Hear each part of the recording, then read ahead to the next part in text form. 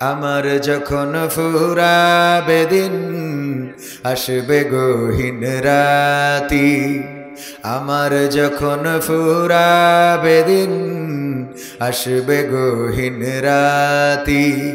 থেকো আল্লাহ এ জীবনে, থেকো আল্লাহ এ জীবনে হয়ে চিরসাথী, আসবে গহীন রাতি।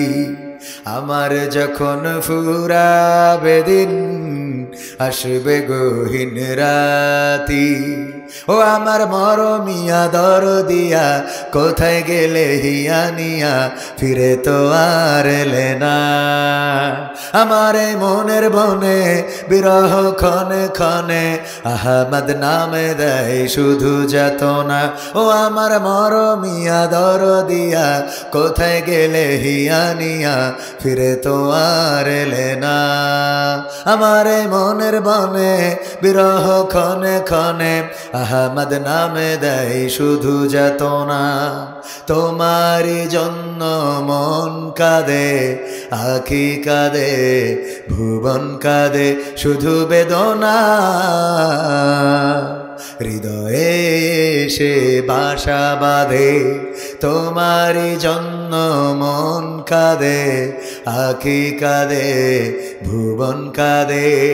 আর কোনোদিন যাব না ওই আঙিনা, না না না, আর কোনোদিন যাব না ওই আঙিনা। আল্লাহর পথে যারা আসে না, রাসূলের প্রেমে যারা ভাসে না, আল্লাহর পথে যারা আসে না, আর কোনোদিন যাব না ওই আঙিনা, আর কোনোদিন যাব না ওই আঙিনা। শাহাদাত শাহাদাত শাহাদাত চায়, শহীদ হয়ে বাঁচতে চায়। শাহাদাত শাহাদাত শাহাদাত চায়, শহীদ হয়ে বাঁচতে চায়। যে পথে শাহাদাত সে পথে জীবন হারাতে চায়। শাহাদাত শাহাদাত শাহাদাত চায়, শহীদ হয়ে বাঁচতে চায়।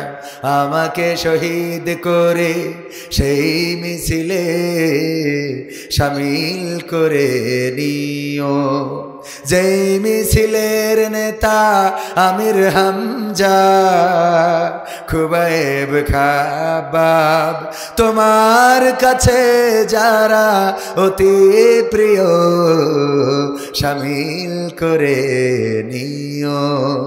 আমাকে শহীদ করে সেই মিছিলে শামিল করে নিও। বলেন আমিন। কতগুলো গান তারেক মুনার ভাইয়ের শোনাইলাম, এই গানগুলো তারেক মুনার ভাইও এখন গায় না। তার মানে বোঝেন কত চর্চা করেছি আগে, বোঝা যায়। আরও শোনাইতে পারবো, 100টা শোনাইতে পারবো প্রায়, ইনশাআল্লাহ, কম বেশি। তো আল্লামা তারেক মনোয়ার সাহেব মুহতারাম ওস্তাদজি, উনি এই দুনিয়া ছাড়তে হবে অহংকার আর কইরো না, এই দুনিয়া ছাড়তে হবে অহংকার আর কইরো না। নিজের মুখটা দেখা একদিন হইবে তোমার যন্ত্রণা, নিজের মুখটা দেখা একদিন হইবে রে তোর যন্ত্রণা। ক্ষমতার বড়াই কইরো না ভাই, সে আর চিরদিন থাকে না। পাওয়ারের বড়াই কইরো না বোন, সে আর চিরদিন থাকে না। নিজের মুখটা দেখা একদিন হইবে রে তোর যন্ত্রণা, নিজের মুখটা দেখা একদিন হইবে তোমার যন্ত্রণা। ঠিক না বে ঠিক? ঠিক না বে ঠিক? ওগো আমার ভাইরা, এই চেয়ারের বড়াই চিরদিন থাকে, পাওয়ারের বড়াই চিরদিন থাকে, সৌন্দর্যের বড়াই চিরদিন থাকে না। যেই মানুষটা সবচেয়ে বেশি সুন্দরী ছিল, যেই মেয়েটা সবচেয়ে বেশি সুন্দরী ছিল, দেখা যায় কোনো না কোনো কারণে, কোনো না কোনো রোগে এমন অবস্থা হয়েছে, আগে যার দিকে যুবকেরা তাকিয়ে থাকতো, এখন তার দিকে কুকুরও তাকায় না। এমন অবস্থা হয় না? হয় না? হয় না? হয় না? ক্ষমতার বড়াই লড়াই চিরদিন থাকে না। যেই চেয়ার থেকে টুস করে যেই চেয়ারে বসে বলেছিল পদ্মা সেতু থেকে ঠুস করে ফেলে দেবে, সেই চেয়ারে তিনি না এখন, যার ফেলে দেবে সে এসে বসেছে। ঠিক না বেঠে? এটাই কার সিদ্ধান্ত?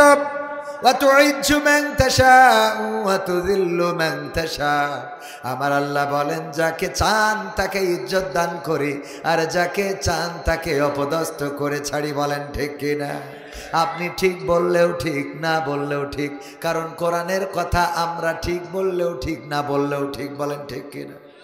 হ্যাঁ, কোরআনের কথা আল্লাহ বলে দিয়েছেন, এটা ঠিক বলি বেঠিক বলি, আল্লাহ যেটা বলেছেন এইটাই ঠিক। আলহামদুলিল্লাহ। এই জন্যে কবি লিখেছেন সময় আসল শিক্ষক, সব শিখিয়ে দিবে। কিসের 41 সাল, কিসের 51 সাল, কিসের 61 সাল, আল্লাহ যদি না চান তাইলে 31ও আসবে না।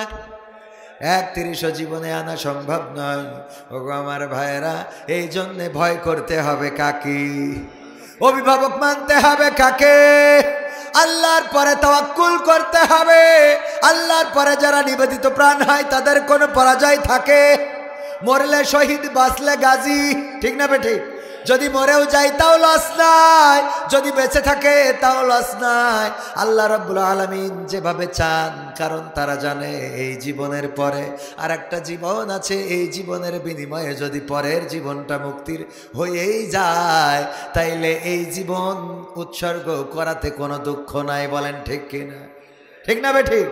ইসমাইল আলাইহিস সালাম যখন ইব্রাহিম নিয়ে যাচ্ছেন কুরবানি করবেন, প্রতিমধ্যে শয়তান ধোঁকা দেওয়ার চেষ্টা করল। ধোঁকা দিল কি বলে, ওগো ইসমাইল জানো নাকি তোমারে কোথায় নিয়ে যায়? না জানি না, তবে শুনেছি বাবা আমার আত্মীয়ের বাড়িতে বেড়াতে নিয়ে যায়। বলল না, তোমার বাবা আসলে আত্মীয়ের বাড়িতে বেড়াতে নিয়ে যায় না, বরং তোমাকে কুরবানি করার জন্য নিয়ে যাচ্ছে। কিসের জন্যে? ইসমাইলকে বলার আগে আগে বলেছিলেন স্ত্রী বিবি হাজিরাকে। বিবি হাজিরা আলাইহিস সালামকে যখন বললেন জানো নাকি তোমার সন্তান কোথায় নিয়ে যায়? না জানি না, নিয়ে যায় আত্মীয়ের বাড়িতে হয়তো বা। বলল না, তার বাবা নিয়ে যায় কোরবানি করার জন্য। কেন সন্তানের গলায় কেন ছুরি চালাবে? এমন বাবা কি হতে পারে নাকি? শয়তান বলল কেন চালাবে না? কারণ তার রব তাকে তাগিদ করেছে যে কুরবানি করো, জবাই করে দাও, এই জন্য নিয়ে যায়। হাজেরা আলাইহিস সালাম বললেন আমি বুঝতে পেরেছি তুমি শয়তান, আমি বুঝতে পেরেছি আমার রব কি তোমার রব নয়। তুমি যখন বলেছো ইব্রাহিমের রব চাই যে তার সন্তানকে তার রাস্তায় কুরবানি করে দিই, সুতরাং কুরবানি করে দিক, সুতরাং বুঝতে পেরেছি তুমি শয়তান। আমি বলছি ওগো শয়তান, এমন সন্তান যদি আল্লাহ কবুল করে থাকে, একটা নয় এইভাবে যদি আল্লাহ আমাকে শত সহস্র সন্তান দান করেন, শত সহস্র সন্তান আমি আল্লাহর রাস্তায় কুরবানি দিয়ে দেব। সুবহানাল্লাহ। ইসমাইল আলাইহিস সালামকে বললেন, ওখানে পাথর মারলেন হাজেরা। এরপরে ইসমাইল আলাইহিস সালামকে বললেন, ইসমাইল বলল ওগো শয়তান, বুঝতে পেরেছি তুমি শয়তান, কারণ তুমি বলেছো ইব্রাহিমের আল্লাহ, তোমার বাবার আল্লাহ চায় তার সন্তানকে যেন কুরবানি করে, এই জন্য নিয়ে যায়। আমার বুঝতে বাকি নাই। ওগো শয়তান শুনে নাও, আমি আমার মায়ের কাছ থেকে যে শিক্ষা পেয়েছি, আমার বাবার কাছ থেকে যে শিক্ষা পেয়েছি, সেটা হলো এই, আল্লাহর জন্য যদি আমার জীবনটা কুরবানি করতেই হয়, আল্লাহ যদি আমার জীবনটা কবুল করেন, পছন্দ করেন, তাইলে আমি ইসমাইল যদি আল্লাহ বারবার জীবন দেয়, বারবার কুরবানি হতে কোনো আপত্তি নাই। বলেন সুবহানাল্লাহ। এবং সেই কথা কিন্তু রেকর্ডও করে দিয়েছেন। ইব্রাহিম আলাইহিস সালাম বললেন, ইয়া বুনাইয়া ইন্নী আরা ফিল মানামি আন্নী আযবাহুকা ফানজুর মাযা তারা। ওগো ইসমাইল, আমি স্বপ্নে দেখেছি আমি তোমার গলায় ছুরি চালাচ্ছি, তোমাকে জবাই করতেছি। ইসমাইল বলল, আব্বা স্বপ্ন দেখার মতো আর কিছু খুঁজে পাইলেন না? বলেছে এই কথা? বলেছে না, এই কথা বলে নাই। বরং ইসমাইল আলাইহিস সালাম বললেন, ক্বালা ইয়া আবাতি ফাআল মা তু'মারু সাতাজিদুনি ইনশাআল্লাহু মা'আস সাবিরিন। ইব্রাহিম আলাইহিস সালাম ইসমাইল আলাইহিস সালাম বললেন, ওগো আমার আব্বা, আল্লাহর জন্য আপনি কুরবানি করেন, দুশ্চিন্তা কিসের? আপনি আমাকে ধৈর্যশীলদের মাঝে পাবেন। বলেন সুবহানাল্লাহ। আপনি আপনার কাজ সম্পাদন করেন, আপনার যেটা কর্ম সেটা করেন, আল্লাহ যেটা আদেশ করেছে সেটা করেন। যদি সেটা করেন নিশ্চয় আপনি আমাকে ধৈর্যশীলদের মাঝে দেখতে পাবেন, কারণ আল্লাহর জন্য ধৈর্য ধরতে আমাদের কোনো আপত্তি নাই। আল্লাহু আকবার। এমনিতেই জান্নাত পায় নাই, এমনিতেই আল্লাহর রাসূলেরা আল্লাহর খলিল হয় নাই, বন্ধু হয় নাই, এমনিতেই আল্লাহর ভালোবাসা পায় নাই। ইব্রাহিম আলাইহিস সালাম যখন বুঝে ফেললেন আল্লাহকে, তখন ঘোষণা করে দিলেন, ইন্নী ওয়াজ্জাহতু ওয়াজহিয়া লিল্লাযী ফাতারাস সামাওয়াতি ওয়াল আরদ হানিফাও ওয়া মা আনা মিনাল মুশরিকিন। আমার ইব্রাহিম আলাইহিস সালাম যেটা বললেন সেটা কোরআনে রেকর্ড করে দিলেন কে? সবাই বলেন কে? আল্লাহ রাব্বুল আলামিন রেকর্ড করে দিলেন। ইব্রাহিম আলাইহিস সালাম বললেন, আমি নিশ্চয় আমি আমার মুখটা ঘুরিয়ে দিলাম। কোন দিক থেকে? দুনিয়ার সব দল থেকে, সব মত থেকে। আমি দুনিয়ার সব পথ থেকে, আওয়ামী লীগ, বিএনপি, জামাত, জাসদ, বাসদ, হেফাজত যা আছে সব দলের তে মুখ ঘুরাই নিয়ে একমাত্র আল্লাহর দিকে, আসমান জমিনের স্রষ্টা যিনি, তার দিকে মুখ করে দিলাম। আর আমি ঘোষণা করে দিলাম, আমি মুশরিকদের দলে চলতে রাজি নই। আল্লাহু আকবার। আমি মুশরিকদের দলে চলব না। যারা বলে মা দুর্গা এবার ঘোড়ায় চলে এসেছে, তাদের দলে কি চলা যাবে? না, চলা যাবে না। যদি কেউ এটাতে বিশ্বাস স্থাপন করে তাইলে তাদের দলে চলা যাবে না। ওগো আমার ভাইয়েরা, এইভাবে ইব্রাহিম আলাইহিস সালাম যখন নিজেকে নিবেদিত করেছেন আল্লাহর কাছে, এরপরে নমরুদ আগুনে ফেলার জন্য আগুন প্রস্তুত করে ফেললো।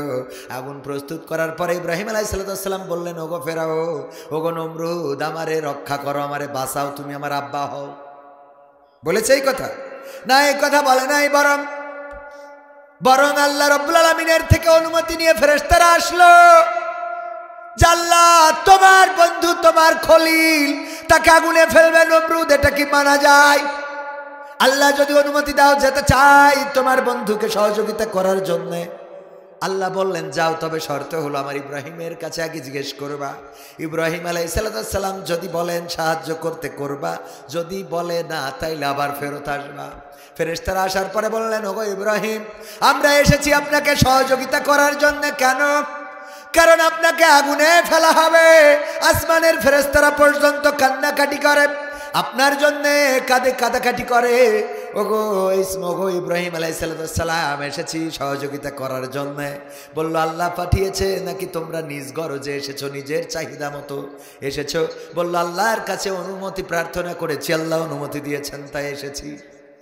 ইব্রাহিম আলাইহিস সালাম বললেন, ফিরে যাও সেই রবের কাছে, যেই রবের কাছে অনুমতি প্রার্থনা করেছো। আমার মনের অবস্থা, আমার কষ্ট, আমার দুঃখ, আমার সান্ত্বনা, আমার বেদনা, আমার ভয়, আমার সাহস তোমাদের থেকে আমার রব আরো বেশি ভালো জানি। আমার রব আরো ভালো জানেন। তোমরা কি জানো? আমার অন্তরের খবর রাখেন কে? দিনের আলোতেও আমার খবর তিনি রাখেন, রাতের অন্ধকারেও আমার খবর তিনি রাখেন। ওগো আমার ভাইয়েরা, মাঝে মাঝে অনেকেই চিন্তা করে, পাপ করার সময় মনে করে পৃথিবীর কেউ তো দেখে না, এখানে তো কেউ নাই, না প্রিন্সিপাল আছে, না মাহফিলের পরিচালক আছে, না স্কুলের মাস্টার আছে, না আমার বাবা আছে, না আমার ভাই আছে, না আমার বউ আছে, কেউ নাই, সুতরাং এখানে পাপ করা যায়। ওগো আমার ভাইয়েরা, যেখানে কেউ নাই সেখানে আছেন কি? আবার যেখানে সবাই আছে সেখানেও আছেন কে? যেখানে অনেকেই বলে যার কেউ নাই তার আল্লাহ আছে, আর আমি বলি যার সবাই আছে তারও আল্লাহ আছে, ঠিক না? যার কেউ নাই তার যেমন আল্লাহ আছে, যার সবাই আছে তারও আল্লাহ আছে। আল্লাহ কাউকে ছেড়ে দেন না, আল্লাহ কাউকে ছাড় দেন কিন্তু ছেড়ে দেন না। তার প্রমাণ হলো আমাদের জননেত্রী শেখ হাসিনা। বলেন সুবহানাল্লাহ। ক্ষমতায় কেউ স্থায়ী হয় না, হোক না সে হাসিনা কিবা খালেদা, সে আরটা চিরকাল থাকে না, ঠিক না বেঠে? ক্ষমতায় কেউ স্থায়ী হয় না, হোক না সে হাসিনা কিবা রেহেনা, সে আরটা চিরকাল থাকে না। এই চেয়ারে এসে যদি ভালো কাজ করে তাইলে সে ইতিহাস হয়ে থাকবে।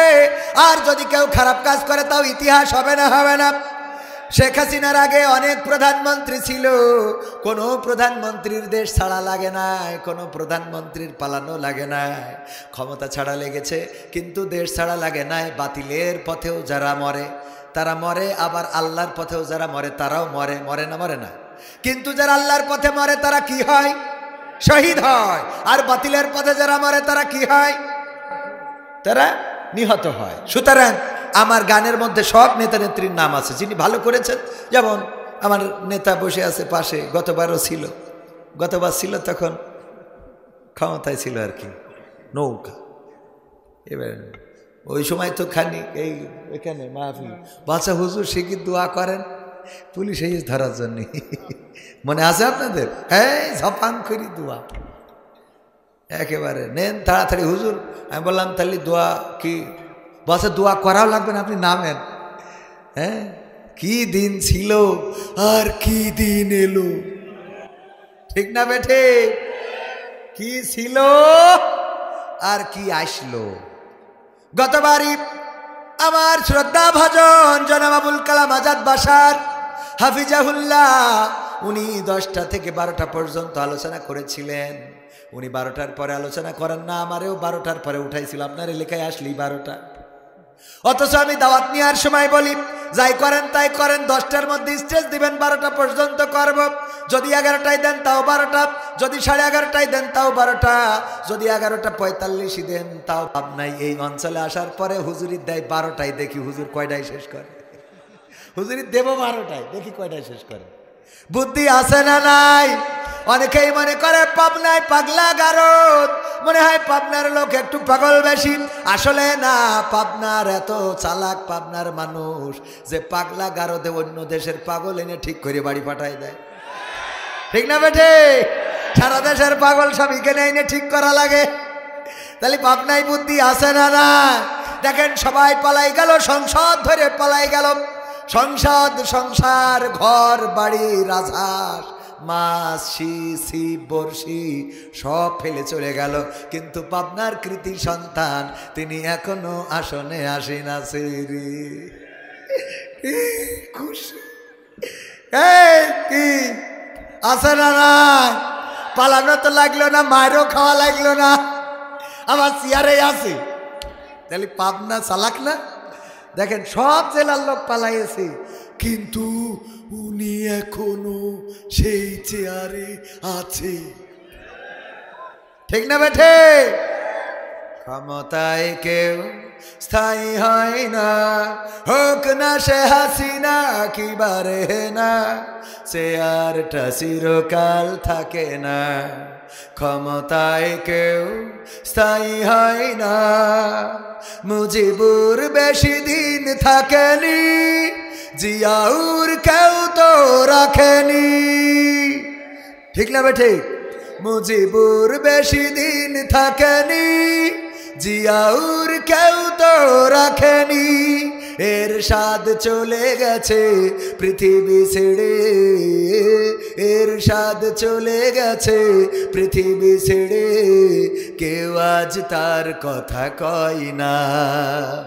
ক্ষমতায় কেউ স্থায়ী হয় না, হাসিনা ক্ষমতা ধরে রাখতে আয়না ঘর বানিয়েছিল, জনগণের রোশানলে দাদার দেশে পালিয়ে গেল।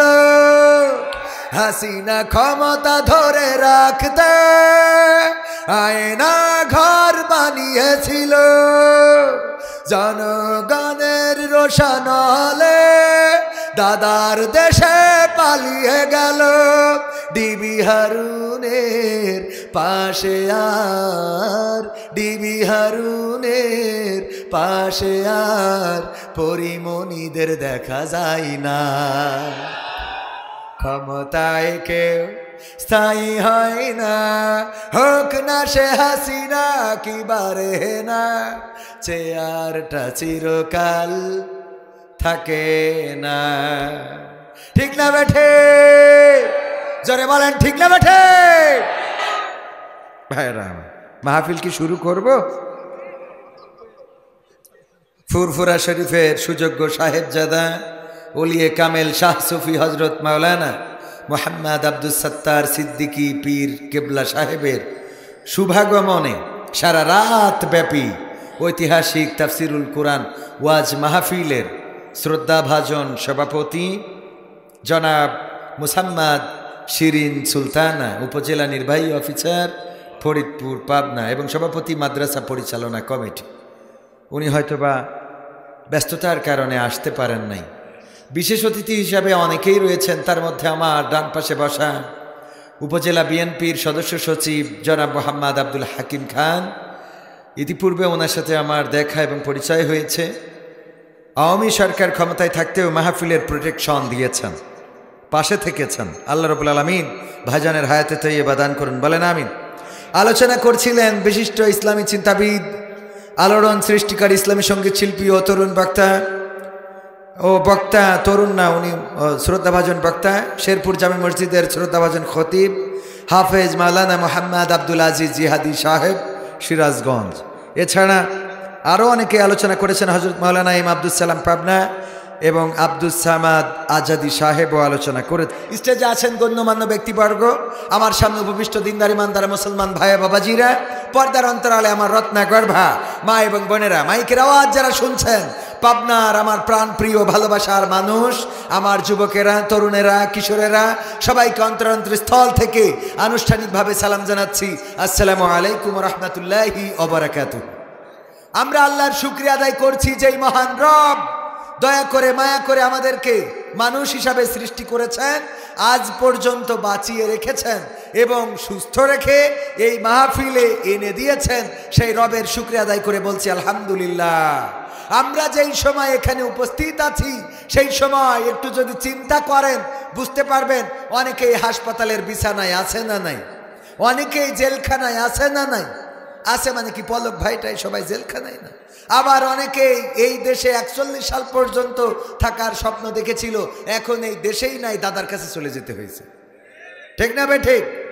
আল্লাহ রাব্বুল আলামিন আজ থেকে 6 মাস আগেও 3 মাস আগেও আমাদেরকে অনিরাপদ অবস্থায় বসবাস করিয়েছেন, আর যারা আমাদেরকে অনিরাপদ অবস্থায় রেখেছিলেন এখন তারাই আবার অনিরাপদ অবস্থায় আছে। ঠিক না বে ঠিক? 2-1 আবার উল্টো পাল্টা করি এ দলে সে দলে যাচ্ছে। আজ দেখলাম বিএনপির এক সমাবেশে একজন যে বলছে আমি আপনাদের সাথে আসি, অসুবিধা নেই, জয় বাংলা। বলছে ভুল হয়ে গেছে, আসলে বাংলাদেশ জিন্দাবাদ হবে।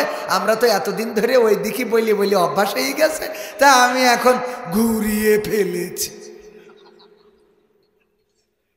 মানে কিছু আছে যে একটু মানে বাঁচার জন্যে। আমি বলেছি বাঁচার রাস্তা একমাত্র আল্লাহর পথ, কোরআনের পথ, রাসূলের পথ। এই পথে আপনি মার খাইলেও স্বাদ লাগে, আবার জিলেপি খাইলেও স্বাদ লাগে। ঠিক না বে ঠিক? মসজিদে গেছেন, জিলেপি খাইছেন, জিলেপি দিয়েছে। আবার ইসলামী আন্দোলনের জন্য যাওয়ার পরে পুলিশে 2টা বাড়ি দিয়েছে। 2টার স্বাদ কোনটার স্বাদ বেশি বলেন তো? পুলিশের বাড়ির স্বাদটা বেশি লাগে, যে আল্লাহ তোমার জন্য 2টা বাড়ি খাইছি। পরকালের ময়দানে যদি বলো কি নেক আমল আছে, আল্লাহ দেখো মসজিদে জিলেপি খাইছিলাম, ওইটা তো একজন মিলাদ পড়াইয়ে দিছিল, কিন্তু আমি ইসলামী আন্দোলনের জন্য যে আমার পিছনটা লাল করে দিছিল বর্তমান আগের সময়ের পুলিশ জন। কি জন? আগের সময়ের পুলিশ। ওরা পীর সাহেব এখন কয় কি কয়, আমরাও নির্যাতিত ছিলাম। ওরাও নির্যাতিত। তোরা আমাদের মারিয়ে মারিয়ে ঢুকলি, এখন তোরাও নির্যাতিত। ভাই তোদের কথা মিছে কথা মিছে কথা বলছি, বিশ্বাস না করলে আমার কি করার আছে? বলছে বলছি তো মিছে কথা, বিশ্বাস না করলে কি করবো? এই না, এমন একটা বাহিনী তৈরি করে ফেলেছিল, যেই বাহিনী আল্লাহ মাফ করুক যারা ছিল সেই সময় এতটাই কুলাঙ্গার ছিল যে আমার আবু সাইদ বুক পেতে দিয়েছে। সে তো কারো না কারো ভাই, কারো না কারো সন্তান, কারো না কারো কলিজার টুকরা, কারো না কারো ভাতিজা, কারো না কারো আপনজন। তার বুকের পরে গুলি চালাইতেই হবে।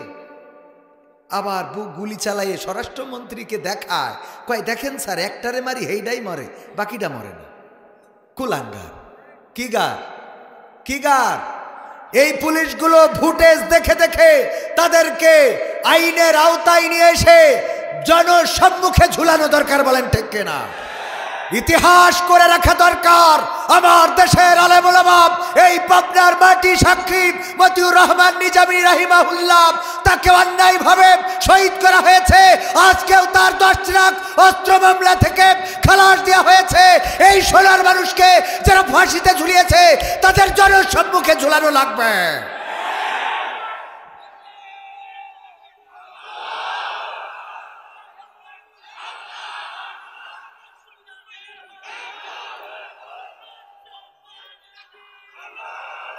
এইসব আলেমদের সাথে বেয়াদবি করা হয়েছে। আলেমদের হাতে হাত কড়া পরিয়ে প্যারোলে মুক্তি পেয়ে মায়ের জানাজা, বাবার জানাজায়, তারপরেও তার হাতের হাত কড়া পায়ের ডান্ডা বাড়ি পর্যন্ত খোলে নাই, বলেন ঠিক কিনা? আর এখন যাদেরকে ধরে তাদেরকে জামায়া ধরে কোটে তোলা হয়। কোথায় হাত কড়া, কোথায় ডান্ডা বাড়ি দেখতে চায়? এখন ডান্ডা বাড়ি কোথায় গেল? এখন ডান্ডা বেড়ি কেন পরানো হয় না? তার মানে এখনো কুলাঙ্গারেরা রয়েছে এই বাহিনীর মধ্যে। এই কুলাঙ্গার বাছাই করা লাগবে। যারা আলেমদের রক্ত ঝরিয়েছে, যারা আলেমদের শহীদ করেছে, আমার ছাত্র জনতার বুকে গুলি চালিয়েছে, আমার আবু সাইদকে শহীদ করেছে, শান্ত মুগ্ধকে পৃথিবী থেকে বিদায় করেছে, এই পুলিশগুলোকে খুঁজে বের করে জনসম্মুখে টাঙাতে হবে। এরা এখন এসে বলে যে আমরা নির্যাতিত ছিলাম, আমাদের জুতাটাও পাই দিতে দাও নাই। কোরআনের মাহফিলে কথা বলতে এসে স্টেজে যা ইচ্ছা তাই করেছ। এই বাংলাদেশ পুলিশ তন্ত্র আর হবে না। জনগণের টাকায় বেতন পাও, জনগণকে স্যার বলে সম্বোধন করতে হবে। জনগণের টাকায় কেনা বুলেট, জনগণের বুকে তোমরা তাক করেছ, তোমাদের অন্তরাত্মা কাঁপে নাই। এই পুলিশগুলো কারা? বাংলাদেশের জাতি দেখতে চায়। তোমরা আমাদের টাকায় বেতন নিয়ে আমাদেরকে বলো যে আমাদের উপরে বন্দুক ঘোরাও। কোনো জায়গায় কোনো পুলিশকে ছাড় দিবেন না, কোনো জায়গায় কোনো ট্রাফিককে ছাড় দিবেন না। যেখানে ডিউটি করবে কমপ্লিট ডিউটি করতে হবে।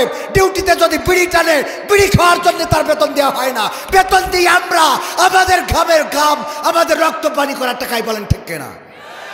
যেখানে দেখবেন যে পুলিশ বসে আছে, এই দাঁড়িয়ে থাকেন, ডিউটি করেন। কিসের বসে থাকেন? আমি আপনার বস। বসকে? বসকে? বস জনগণ। পুলিশের বসকে? জনগণ।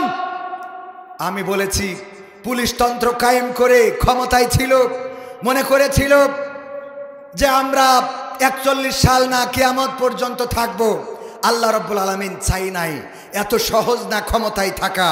আল্লাহ যদি না চায়, ফেরাউনের পতন হয়েছে, নমরুদের হয়েছে, আবু জাহেল্লার হয়েছে, আব্রাহার হয়েছে, আব্দুল্লাহ বিন উবাইয়ের হয়েছে, ইতিপূর্বে যারা ছিল ওং সাং সুচি আর অটল বিহারী বাজপেয়ী, কে বুশ ছিল, তারপরে আরও যারা ছিল।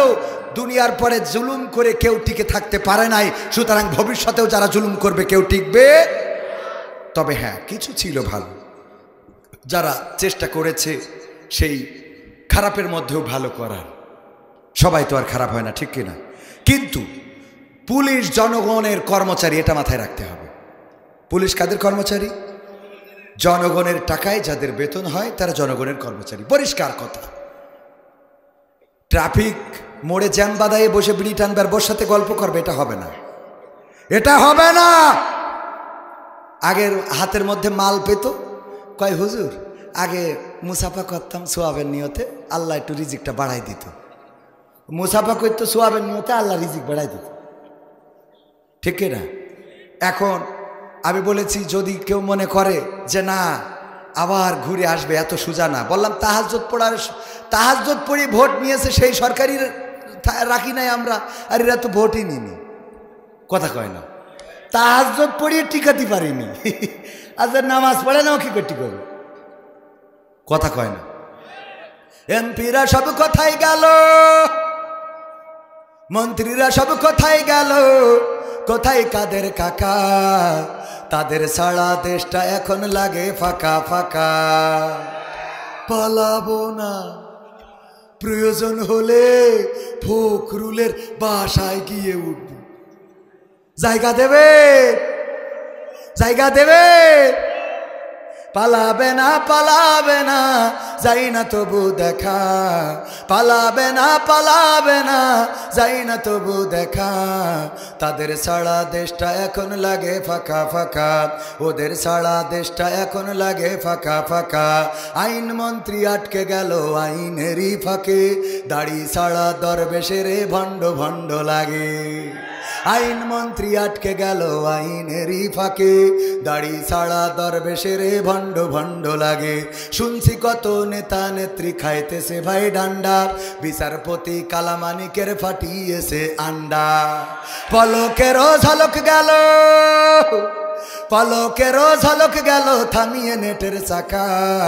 তাদের ছাড়া দেশটা এখন লাগে ফাঁকা ফাঁকা, ওদের ছাড়া দেশটা এখন লাগে ফাঁকা ফাঁকা।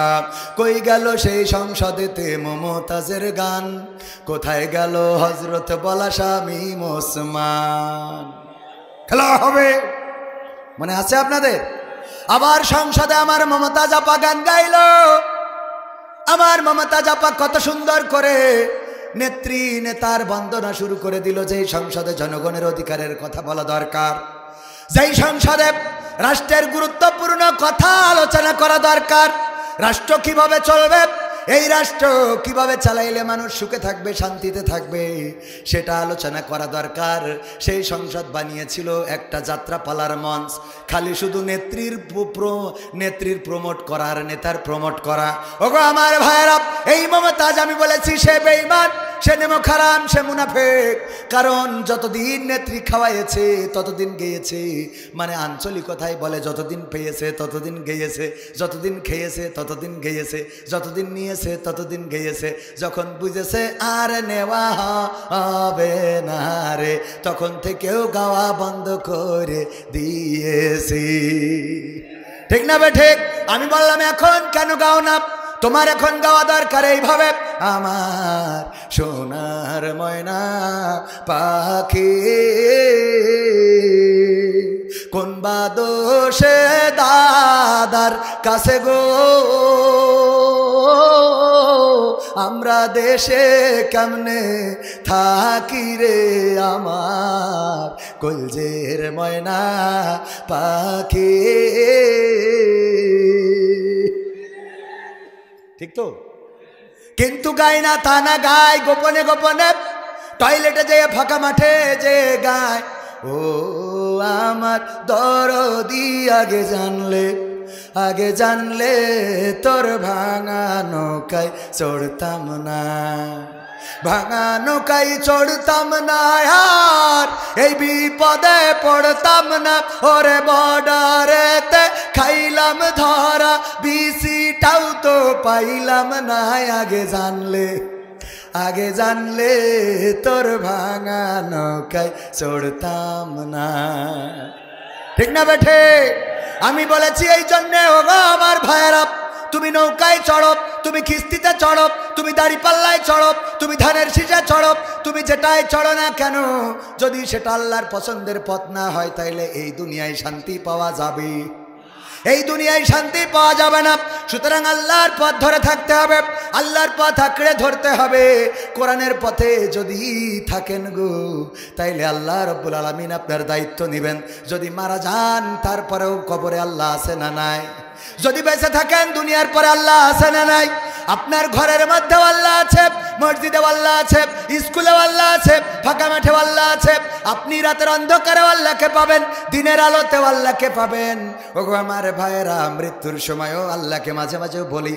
যদি কেউ অসুস্থ হয় রাতের অন্ধকারে, হঠাৎ করে আমার আব্দুল হাকিম সাহেব, আমার শ্রদ্ধাভাজন আব্দুল হাকিম খান সাহেব হঠাৎ করে অসুস্থ হয়ে গেছে, ডাক্তার যদি গ্রামে থাকে তাও তাকে ডাকতে গেলে অন্তত তার ঘুম থেকে উঠানো লাগবে, তারপরে সে ব্যাগটা নেবে আসবে, অন্তত 2-10 মিনিটের দরকার আছে না নাই? কিন্তু অসুস্থ হওয়ার পরে যদি চিল্লায় ডাক দেয় আল্লাহ, 10 মিনিট লাগে? 1 মিনিট? মাত্র 1 সেকেন্ডে আল্লাহ ডাকটা শুনে নেন। আল্লাহ রাব্বুল আলামিন ডাক্তারের চেয়ে বড় ডাক্তার, কবিরাজের চেয়ে বড় কবিরাজ। আল্লাহ রাব্বুল আলামিন সব কিছু থেকে মানুষকে মুক্তি দিতে পারেন। ডাক্তার ডাকার আগে দেখা গেল হঠাৎ দম বন্ধ হয়ে যাচ্ছে, আল্লাহকে ডাকলো, আল্লাহ তুমি ছাড়া তো এই রাতে ডাক শোনার মতো কেউ নাই। যেমন ডেকেছিলেন ইউনূস আলাইহিস সালাম গভীর রাতের মধ্যে, গভীর রাতে যখন পানিতে ফেলে দেয়া হলো, মাছ গিলে নিয়ে চলে গেল একেবারে সমুদ্রের তলদেশে। যাওয়ার পরে ইউনূস আলাইহিস সালাম ডাকলেন কাকে? আল্লাহকে ডাকলেন, বললেন লা ইলাহা ইল্লা আনতা সুবহানাকা ইন্নী কুনতু মিনাজ জালিমিন। আল্লাহ রাব্বুল আলামিন সেই ডাকটা শুনে ইউনূস আলাইহিস সালামকে বললেন, ওগো ইউনূস, তুমি কি জানো যখন তুমি আমাকে ডাক দিয়েছো কোন জায়গা থেকে? ওই দুনিয়ায় ডাক দিয়েছো রাতের অন্ধকার, আর ছিল পানির অন্ধকার, আর ছিল মাছের পেটের অন্ধকার। এই তিনটা অন্ধকারের মধ্য থেকে যখন তুমি ডাক দিয়েছো, তোমার ডাক পৃথিবীর কোনো মানুষ শোনে নাই, তোমার ডাক শেখ হাসিনা শোনে নাই, খালেদা জিয়া শোনে নাই, ডাক্তার শফিকুর রহমান শোনে নাই, তোমার ডাক পৃথিবীর কোনো মানুষ শোনে নাই, তোমার মাও শোনে নাই, তোমার বাবা শোনে নাই। তোমার ওই ডাক্তার সে আজিম থেকে আমি আল্লাহ শুনলাম, আর তোমার ডাকে সাড়া দিলাম। আমি মাছের পেটের মধ্যে যন্ত্রণা বাড়িয়ে দিলাম, আর ওই মাছটার সাথে সাথে তোমাকে আবার নদীর কিনারায় উগরে রেখে গেল। বলেন সুবহানাল্লাহ। ডাক শুনেছিলেন কে? আল্লাহ আমাদের এত বড় অভিভাবক। রাতের অন্ধকারে তাহাজ্জুদের নামাজে আপনি ঋণগ্রস্ত আছেন, আল্লাহর কাছে কাঁদেন যে ওগো আল্লাহ, আমি ঋণ পরিশোধ করতে পারি না। তোমার তো টাকার কোনো অভাব নাই, তুমি কোনো না কোনো ছিলাই টাকা দিতে পারো। আমার আল্লাহর কাছে এত সম্পদ, আমার আল্লাহর কাছে এত সম্পদ। আল্লাহ যদি আপনার পরে খুশি হয়ে যায়, আপনি না চাইলেও এত সম্পদের মালিক হয়ে যাবেন যে আপনি নিজে কল্পনাও করতে পারবেন না। ওগো আমার ভাইয়েরা, তার প্রমাণ কবির বিন সামাদ।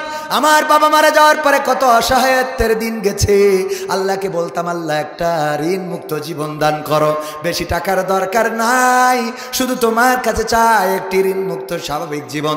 কিন্তু আল্লাহ রাব্বুল আলামিন এত সুন্দর জীবন দান করেছে যে টাকার মালিক তো হয়েছে, আবার একটা বউ আছে, দুটো বাচ্চাও আছে। সুবহানাল্লাহ বলবেন না? এত সোজা না একটা বউয়ের মালিক হওয়া। হ্যাঁ, বিশাল না? হ্যাঁ, পাশাপাশি বাচ্চাও দুটো। এই যে দুটো বাচ্চা, একটা বাচ্চার জন্য কত কাটাকাটি, কত মানুষ, কত পীরের দরবারে যায়, একটা বাচ্চা হয় না। বলেন উস্তাদ? আরে কত মানুষ শিরকি করে, বট গাছে ডেলা বেঁধে রেখে আসে, তারপরে পীরের কাছে যায়, কবিরাজের কাছে যায়। অনেকেই দেখা যায় অন্যায় পথে চাইতেও দ্বিধাবোধ করে না। এখন তো নতুন নতুন বৈজ্ঞানিক পদ্ধতি উঠেছে যে একজনের ওষুধ নিয়ে আর একজনের পুষ্কে দেবে। নাউজুবিল্লাহ বলেন। এরপরেও সন্তান নিতে চায়, ঠিক না বে ঠিক? এরপরেও সন্তান নিতে চায়। তাইলে যে আল্লাহ না চাইতেই সন্তান দিল, এটা আপনি মনে করেন না যে সহজ কথা? আল্লাহু আকবার, আল্লাহু আকবার। আল্লাহ দিয়েছেন। কে দিয়েছেন? আরে বাবা, এই কথা কেন বললাম যে এই সময় খাওয়া জুটতো না, চিন্তা করতাম যে বিয়ে করে বউ চালাবো কেমন। এখন তো দুটো সন্তানও চালে, আরো বোর বললাম আর একটা হলো, অসুবিধা নেই, টাকা পাই তো মাহফিল করি। আলহামদুলিল্লাহ। এজন্যে আল্লাহর পথে চললে দিয়ে দেন কে? টেনশন থাকবে না। কি আর টেনশন? আল্লাহ মালিককে। 100 টাকার নোট ছাড়া নোট নেই নাকি? সবাই 100 টাকা দিয়েছে। 1000 টাকার নোট, বঙ্গবন্ধু সেসব নোট কয় নাকি? একসাথে নিয়ে চলি কেন? ওই সব নিয়ে আসেন। এটা 100 টাকা দেবেন, বড় বড় নোট দেবেন। কি কি নোট দেবেন? বক্তা বড় না ছোট? কাল এই সপ্তাহের মধ্যে মনে হয়, এই সপ্তাহ না, এই বছরে যতগুলো মাহফিল সম্ভবত হাতে গোনা 5 থেকে 10টা জায়গায় আমি সম্ভবত 5 থেকে 10টা জায়গায় সেকেন্ড বক্তা হিসেবে আছি, বাকি সব প্রধান বক্তা। তার মানে আমি যেহেতু এখন প্রধান বক্তার লেভেলে চলে গেছি, তাহলে বোঝেন আজকে যেহেতু আর একটা প্রধান বক্তা আছে, তাহলে কত বড়? অনেক বড়, ঠিক না বে ঠিক? সাইদ আহমেদ কলরবকে অপহরণ করার বিষয়ে আপনি কি বলবেন যারা করেছে তাদের ব্যাপারে? সাইদ আহমেদ কলরবের শিল্পী, অনেক ভালো একজন শিল্পী, সুললিত কণ্ঠে গান করেন, শুনেছেন না আপনারা? কলরবের প্রতিষ্ঠাতা মরহুম আইনুদ্দিন আল আজাদ উস্তাদজি রাহিমাহুল্লাহ আমার সম্মানিত উস্তাদ ছিলেন। আমিও কলরবের স্টুডিওতে গিয়েছি, আমি যখন গিয়েছি তখন এখনকার কলরবের শিল্পীরা ছিল না। আইনুদ্দিন আল আজাদ ভাইয়ের উপস্থাপনায় আমার একটা অডিও অ্যালবাম বের হয়েছিল ফিতা ক্যাসেটে, নাম ছিল পথের দিশা। ওগো আমার ভাইয়েরা, সেই কলরব হাঁটি হাঁটি পা পা করে অনেক বড় একটা শিল্পী গোষ্ঠীতে পরিণত হয়েছে, বাংলাদেশের জাতীয় সাংস্কৃতিক সংগঠনে পরিণত হয়েছে। সেই কলরবের শিল্পী সাইদ আহমেদ গতকালকে অনলাইনে দেখলাম তাকে অপহরণ করা হয়েছে। অপহরণ কারা করেছে জানি না, অজ্ঞাত অপহরণ করে হয়তো বা কিছু হেনস্তা করা হয়েছে আংশিক, যেটা শুনেছি শাহবাগে যাওয়ার কারণে কিছুটা, তারপরে একটু ক্ষিপ্ত হয়েছে বা কিছুটা তারপরে টর্চারিংও করে থাকতে পারে। এমন যদি হয়ে থাকে আমি কবির বিন সামাদ ব্যক্তিগতভাবে এটার ব্যাপারে প্রতিবাদ জানাবো। কারণ কেউ যদি ভুল করে আর যদি ভুলের পরে তওবা করে, ক্ষমা আছে না নাই? কথা কয় না, ক্ষমা আছে না নাই? সাইদ আহমেদ কলরব শাহবাগে যে জামাতের নেতৃবৃন্দের ফাঁসি চেয়েছিলেন, ওই সময় তাদের উস্তাদরা নাকি একসাথে জড়ো করে নিয়ে গিয়েছিলেন, যার জন্য গিয়েছিলেন বয়স অল্প ছিল, বুঝতেও কম। তাছাড়াও যেই অঙ্গনে আছে ওই অঙ্গনের জামাত নিয়ে একটু চুলকানি আছে না নাই?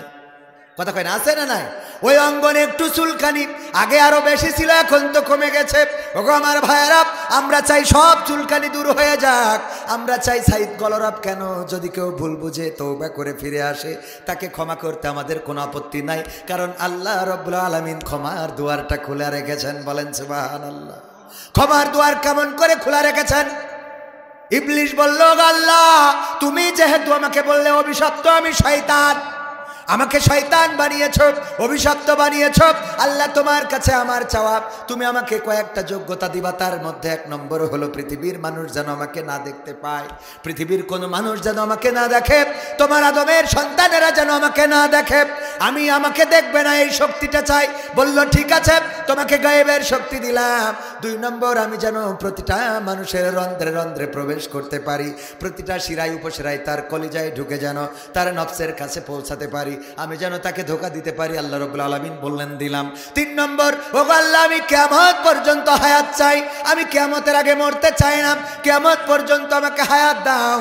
আল্লাহ রাব্বুল আলামিন বললেন তোর 3 নম্বর চাওয়া আমি পূরণ করে দিলাম, তুই কিয়ামত পর্যন্ত বাঁচবি, মানুষের রক্তের রন্ধ্রে রন্ধ্রে প্রবেশ করবি এবং তুই অদৃশ্য থাকবি, পৃথিবীর কোনো মানুষ তোরে দেখবে না। শয়তান বলল, ওগো আল্লাহ তুমি আমার যে শক্তি দিয়েছ তোমার শক্তির চেয়ে কোনো অংশে কম নয়। এখন আমি বলি আল্লাহ তুমি আমার যে শক্তি দিলে তোমার আদমের সন্তানেরা একজন তো জান্নাতে যেতে পারবে না, কারণ আমি সবাইকে ধোঁকা দিয়ে দিয়ে দিয়ে দিয়ে ভুল পথে নিয়ে যাব, সবাইকে আমার দলে নিয়ে যাব, আমার দলটা ভারী করে দেব। আল্লাহ রাব্বুল আলামিন বললেন, ওগো শয়তান ঠিক আছে, তুমি যেহেতু ধোঁকা দিবা আমার বান্দাদেরকে ভুল পথে নিয়ে যাবা, আর আমি আল্লাহ বলে দিলাম শুনে নাও, আমার বান্দারা যখন ভুল বুঝে আমার কাছে ক্ষমা চাবে সাথে সাথে আমি আল্লাহ ক্ষমা করে দেব। বলেন সুবহানাল্লাহ। আল্লাহর ক্ষমার দুয়ারটা কত বড়। সুতরাং সাইদ আহমেদ কলরব ক্ষমা যদি যেহেতু ইতিপূর্বে ক্ষমা চেয়েছেন, বলেছেন ভুল করে গিয়েছি, তখন বুঝতাম না, ছোট ছিলাম, যদিও আওয়ামী লীগের আমলে বলে নাই, এখন এসে বলেছে, তাও বলো যদি এখনো এসে কেউ ভুল বুঝতে পেরে আল্লাহর কাছে তওবা করে, আল্লাহ রাব্বুল আলামিন ক্ষমা করতে রাজি আছে না নাই? রাজি আছে। মানে কি?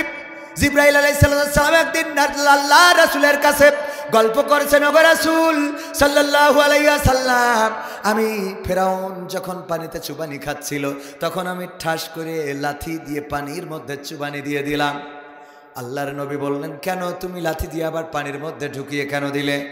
আল্লাহর নবীকে ফেরেশতা জিবরাইল জানালেন, ওগো নবী গো, এই জন্য দিয়েছি যে আল্লাহ রাব্বুল আলামিনের এমন দয়া এমন মায়া, যদি ওই মুহূর্তে ফেরাউন আল্লাহর কাছে তওবা করে আল্লাহ তার গোটা জিন্দেগির গুনাহ খাতা ক্ষমা করে দিতে পারে।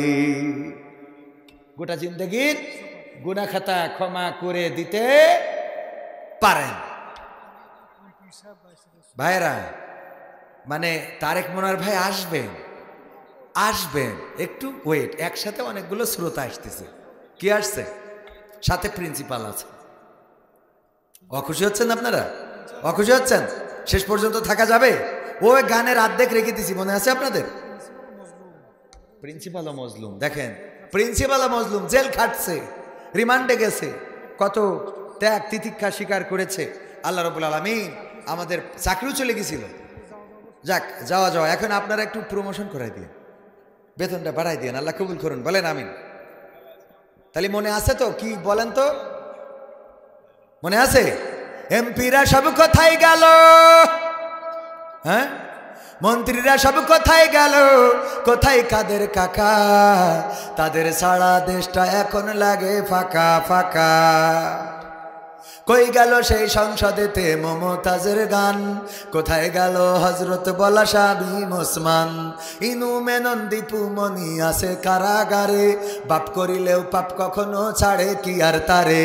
কোথায় গেল স্পিকারের, কোথায় গেল স্পিকারের দৃষ্টি আঁকা বাঁকা, তাদের সারা দেশটা এখন লাগে ফাঁকা ফাঁকা, ওদের সারা দেশটা এখন লাগে ফাঁকা ফাঁকা। কোথায় গেল আরাফাত আর ব্যারিস্টার সুমন, কথা বলার সময় তারা করে নিয়োজন।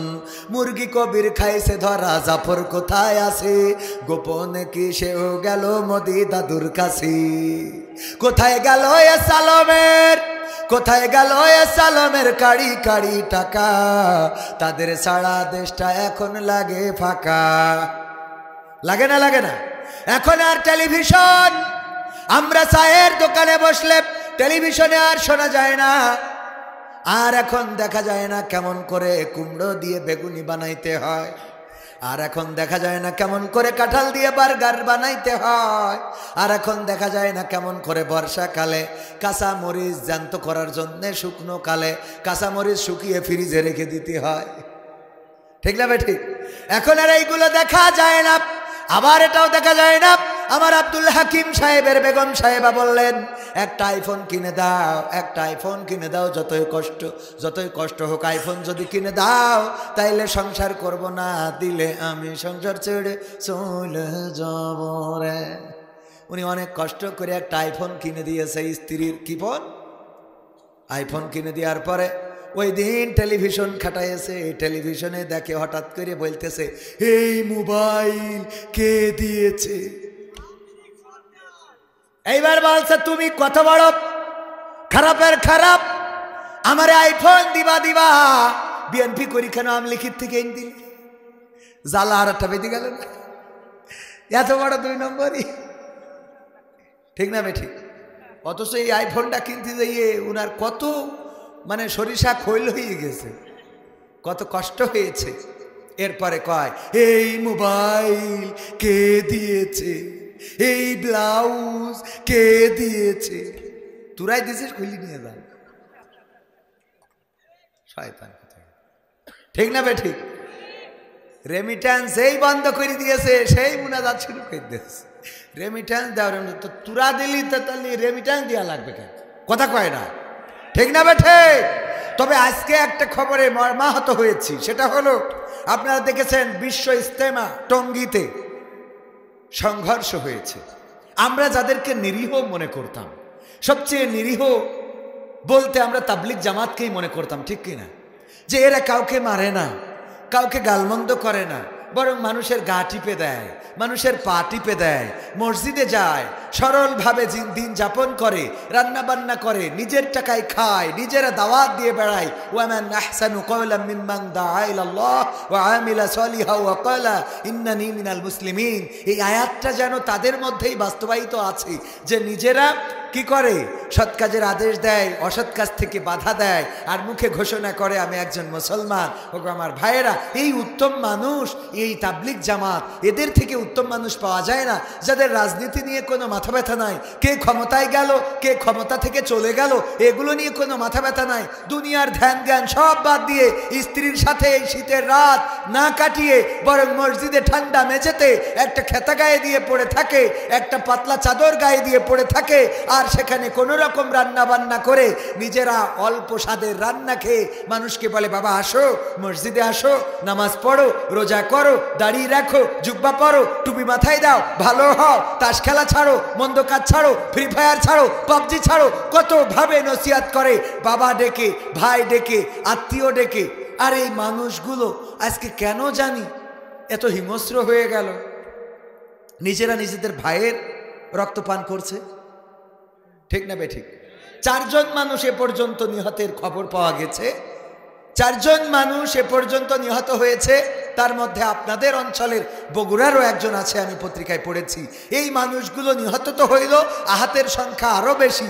সাতপন্থী আর জুবাইর পন্থী, দুই পন্থী মারামারি করে স্টেজ দখল বা প্যান্ডেল দখলকে কেন্দ্র করে রক্তপাত ঘটাবে, জমিনে রক্ত ঝরাবে, মারা যাবে, নিহত হবে। আল্লাহ রাসূল বলেছেন, কোন মুসলমান যদি অপর মুসলমানকে ভাইয়ে ভাইয়ে হত্যা করে, হত্যাকারী এবং হত্যা হওয়া ব্যক্তি দুইজনই জাহান্নামী। রাসূল সাল্লাল্লাহু আলাইহি ওয়াসাল্লামের হাদিস। মুসলমান যদি মারামারি করে হত্যা করে, যে হত্যা করলো সেও জাহান্নামী, যে হত্যা হয়েছে সেও জাহান্নামী। সুতরাং যেই তাবলিগ জামাত রাতের পর রাত মানুষের কাছে এভাবে দাওয়াত পৌঁছান, সেই তাবলিগ জামাত আজকে টঙ্গীতে বিশ্ব ইজতেমাকে কেন্দ্র করে যারা রক্ত ঝরিয়েছেন, এই বাংলাদেশের জমিনকে রক্তাক্ত করেছেন, আমার ভাইয়ের শহীদ তো হবে না, নিহত করেছেন। আমি বলবো যে এখনো কন্ট্রোল করেন, এখনো আপনারা মূল ধারায় চলে আসেন, কারণ আপনাদের মধ্যে ক্ষমতার যে লড়াই সেটা অলরেডি এখন আমাদের কাছে কি প্রত্যক্ষ করছি, আমরা দেখতে পাচ্ছি, বলেন ঠিক কিনা? সুতরাং আমরা তাদের হেদায়েত প্রত্যাশা, যারা হেদায়েত চাইতো এখন তাদেরই হেদায়েত নেই, ঠিক না বে ঠিক? তো আব্দুল মুমিন অথচ বিড়ি টানে 5 ওয়াক্ত নামাজের খবর নেই, হ্যাঁ আছে না নাই? ঈমান আলী আল্লাহরই বিশ্বাস করেন না, নাম কি? ঈমান আলী। কয় আল্লাহ বলে কিছু নেই, ওর নাম রেখেছে ঈমান আলী। তাহলে সহ্য না করি পারা যায়? তো তাবলিগ জামাত আমরা জানি যে ক্ষমতা নিয়ে লড়াই নেই, বড়াই নেই, মারামারি নেই, কাটাকাটি নেই, নিরীহ। এই নিরীহরা যদি বলা হয়েছে একটু ইসলামী আন্দোলন করেন, আসেন জামাত ইসলামের মিছিলই যায়, কয় আমরা ওঠাও রাজনীতি মারামারি করছি কেন? এখন কথা কয় না। আমরা ক্ষমতার লড়াই করি না, আমরা ক্ষমতা নিয়ে বাড়াবাড়ি করি না। তাইলে এখন সাতপন্থী জুবাইরপন্থী ফাটাফাটি করে মারামারি করে আহত নিহত কেরে?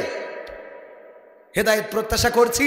পাশাপাশি আইন শৃঙ্খলা বাহিনীকে বলবো, যারা জড়িত এবং উস্কানি দাতা, আমরা দেখতে পাচ্ছি অনেকেই আবার এই ব্যানারে আছে যারা আগে বিভিন্ন লীগ ছিল, এখন তাবলীগ হয়েছে, আছে না নাই? সুতরাং এর মধ্যে যে কি ঘটছে কি হচ্ছে বলা কষ্ট, কারণ ষড়যন্ত্র এমন কায়দা করি যে মুসলমানরা একবার হইলো আনসার, একবার হইলো রিক্সাওয়ালা, একবার হইলো ব্যাটারিওয়ালা, একবার হইলো ইজিবাইকওয়ালা, একবার হইলো আরো কি, তারপরে লাস্টে এসে আবার হইলো হিন্দু। কি হইল? হিন্দু হয়েছে না হয় না? ইসকনের পক্ষ নিয়ে আহারে আমি বললাম যা হবি হ, অন্তত হিন্দু তো হইস না, কথা কয় না। হিন্দুদের মিছিলে যাই স্লোগান দিচ্ছে জয় বাংলা, আরে ওখানে কবি জয় শ্রীরাম। না শিখলে আমাদের কাছে শিখে নে, ওরা কি শেখে আল্লাহ জানে। দোয়া করতেছে, আল্লাহ 15ই আগস্টে বঙ্গবন্ধুর সব পরিবারে নিহত হয়েছে, আল্লাহ যারা মেরেছে, আল্লাহ তুমি তাদের জান্নাতুল ফেরদাউস নসিব করে দাও। শয়তান কোথাকার, তোর আমলিক করার অধিকার নেই, তো দোয়াটাও শিখিস নি এখন। এরপরে আর একজন নেতা বলতেছে, আল্লাহ তুমি বঙ্গবন্ধুকে জাহান্নামের উচ্চ মাকাম দান করো। শয়তান, জীবনে আমরা কোনোদিন এত খারাপ দোয়া করি না, ঠিক না বে ঠিক? এত খারাপ দোয়া আমরা করি নাই। তোরা দোয়া করি, তোরাই মরিস, আবার দোষ দিস আমাকে, ঠিক না বে ঠিক? ঠিক না বে ঠিক? সাহস নিয়ে দাঁড়িয়েছ তাই মুক্ত হয়েছে জমিন, সাহস করে দাঁড়ালে আর একবার কায়েম হয়ে যাবে দিন। নয় নয় নয় আর কোনো ভয়, আনতে হবে দিনের বিজয়। নয় নয় নয় আর কোনো ভয়, আনতে হবে দিনের বিজয়, দিনের বিজয়। যারা ভেবেছিল ছাড়বে না আর ক্ষমতার ওই মাসনদ, দেখেছে তারা রবের পাকড়াও কি করে করে নাস্তানাবুদ। যারা ভেবেছিল ছাড়বে না আর ক্ষমতার ওই মাসনদ, দেখেছে তারা রবের পাকড়াও কি করে করে নাস্তানাবুদ। তাই নয় নয় নয় আর কোনো ভয়, আনতে হবে দিনের বিজয়, দিনের বিজয়। মানুষের সাথে যারা করেছে দুশ্মনী, করেছে বাড়াবাড়ি, দেশের বুকে তাদের হয়নি তো জায়গা, যেতে হলো মামার বাড়ি। মানুষের সাথে যারা করেছে দুশ্মনী, করেছে বাড়াবাড়ি, দেশের বুকে তাদের হয়নি তো জায়গা, যেতে হলো মামার বাড়ি। তাই নয় নয় নয় আর কোনো ভয়, আনতে হবে দিনের বিজয়, দিনের বিজয়। কাবা রক্ষাই যেই মহারব পাঠিয়েছিলেন আবাবিল, আজও তিনি দয়াময় তেমনই আছে, বদলেনি তো আকতিল। ঠিক না বেঠিক? ঠিক না বেঠিক? কাবা রক্ষাই যেই মহারব পাঠিয়েছিলেন আবাবিল, আজও তিনি দয়াময় তেমনই আছে, বদলেনি তো আকতিল। তাই নয় নয় নয় আর কোনো ভয়, আনতে হবে দিনের বিজয়, দিনের বিজয়। অনেকের বসে থাকতে থাকতে একটু লেগে গেছে নাকি? হ্যাঁ, ওই যে উঠা উঠি করতেছে, অনেকক্ষণ ধরে বসাতো। তো ভাইয়েরা আমার, আমি পবিত্র কোরআনে হাকিমের সূরা তাহার ৫৫ নম্বর আয়াত তেলাওয়াত করেছি, মনে আছে আপনাদের? মনে আছে? মিনহা খলাকনাকুম ওয়া ফিহা নুঈদুকুম ওয়া মিনহা নুখরিজুকুম তারাতান উখরা। এই আয়াতটা আমরা কোথায় পড়ি? মানুষ মাটি দেওয়ার সময়। আমরা এই আয়াতটা মানুষ মাটি দেওয়ার সময় পড়ি, ওইখানে পড়ার জন্য নয়। কোন জায়গায় পড়ার জন্য এটা বলবো, শুনতে রাজি আছেন? ওখানে পড়েন মানে 2 নম্বরই করেন। কয় নম্বরই? কয় নম্বরই? 2 নম্বরই। এই 2 নম্বরই যেন করা না লাগে। তার আগে আমাদের শ্রোতাভাজন অধ্যক্ষ মহোদয় 1 মিনিট আপনাদের সাথে একটু কথা বলবেন। উনি কথা বললেই তারপরে আমি আমার আলোচনায় আবার কন্টিনিউ ফিরে আসবো ইনশাআল্লাহ। আসসালামু আলাইকুম রাহমাতুল্লাহি ওয়া বারাকাতুহু। আপনারা সবাই কেমন আছেন? ইমামের পাহারায় মসজিদের মধ্যে ওই নারীর সাথে সহবাস করে 1 ঘন্টা পর আবার তালাক দেয়, এটা কি জায়েজ না না জায়েজ? এইসব দেবেন মুফতিদের কাছে। কাদের কাছে? মুফতিদের কাছে। হিল্লা বিয়ে বলে কোনো বিয়েই নাই। হিল্লা বিয়ে বলে কোনো বিয়েই ইসলামে নাই। আমি মুফতি না, তারপরেও যতটুকু জানি ততটুকুই বললাম। হিল্লা বিয়ে বলে আমাদের যে প্রচলিত বিয়ে, এটা শয়তানের তৈরি। কার তৈরি? শয়তানের তৈরি। যে তালাক যেহেতু দিয়ে ফেলেছে, আর সিস্টেমটা হলো ওর অন্য জায়গায় বিয়ে না হলে এবং সেখান থেকে তালাক না দিলে তার আর বিয়ে করা বৈধ নয়। সুতরাং কি করতে হবে? বুড়ো দাদা, চাচা, মামা, খালু এরকম দেখে, না মামা খালুদের সাথে তো না, এই জাতীয় লোক দেখে বুড়ো দাদাদের সাথে বিয়ে শাদী দিয়ে আবার তারে তালাক দিতে হবে, এবং তালাক দেওয়ার পরে এই বিয়ে করতে পারবে, তাহলে বউ বৈধ হয়ে যাবে। বলে নাউজুবিল্লাহ। এটা শয়তানের তৈরি করা পলিসি। কার তৈরি করা? শয়তানের তৈরি করা পলিসি। এবং মাদ্রাসার মুহতামিম যে কাজটা করেছেন, মাদ্রাসার মুহতামিম হইলেই তো আর ওলিয়া উলিয়ার পর্যায়ে পৌঁছে যায় না, যায় নাকি? মুহতামিমের মধ্যেও শয়তান আসর করে না? করে না? শয়তান আসর করে, এরকম অনেক আছে। আল্লাহ রাব্বুল আলামিন তাকে হেদায়েত নসিব করে দিন। যে কাজটা করেছেন, মিডিয়ায় এসেছে, এগুলো নিঃসন্দেহে গর্হিত কাজ, আল্লাহর লানতপ্রাপ্ত কাজ, অসামাজিক কাজ, এবং এই কাজের জন্য তার শাস্তি হলো, সে যে কাজ করেছে, যে বিয়ের ফতোয়া নিতে এসেছে, তারই সে বিয়ে করে 1 ঘন্টার মাথায় সহবাস করে তালাক দিয়েছে, এর জন্য তার জেনার শাস্তি দেওয়া উচিত। ঠিক না বে ঠিক? কারণ তার ব্যক্তিগত চাহিদা চরিতার্থ করার উদ্দেশ্যে, ব্যক্তিগত চাহিদা পূরণ করার কারণে, ব্যক্তিগত চাহিদা পূরণ করার উদ্দেশ্যেই মূলত এই মহিলাটাকে বিয়ে করেছে, এবং তার সাথে সহবাস করে তাকে এভাবেই তালাক দিয়ে বৈধতার সার্টিফিকেট দিয়েছে। এটা আসলে বৈধতা নয়, বরং ওইটাকে আরও বেশি করে নষ্ট করা হয়েছে। ঠিক না বে ঠিক?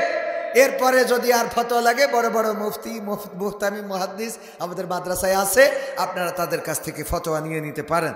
আল্লাহ আমাদের সহিহ সমঝ দান করুন, বলেন আমিন। এই জাতীয় অন্যায় অপরাধ থেকে এই সমাজকে আল্লাহ হেফাজত করুন। এই সমাজ কোথায় গিয়ে দাঁড়াচ্ছে, কোথায় যাচ্ছে, এগুলো আমাদের বোঝা দরকার। আমরা নিজেরা জানি না, বুঝি না, পড়ি না, শিখি না, তাই বিভিন্ন ভুল করে বসি। আল্লাহ আমাদের পড়ার, বুঝার, শিখার তৌফিক দান করুন।